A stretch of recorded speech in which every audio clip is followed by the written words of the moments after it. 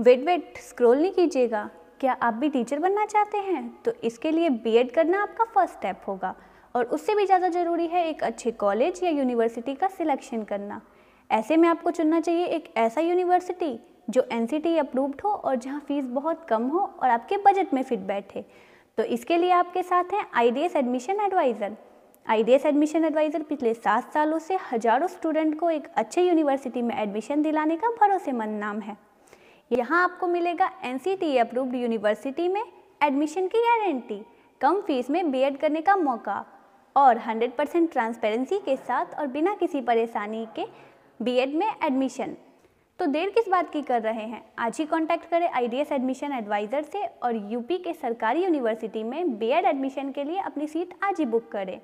तो अभी कॉल करें 9508104462 पे और कांटेक्ट करें आईडीएस एडमिशन एडवाइज़र से।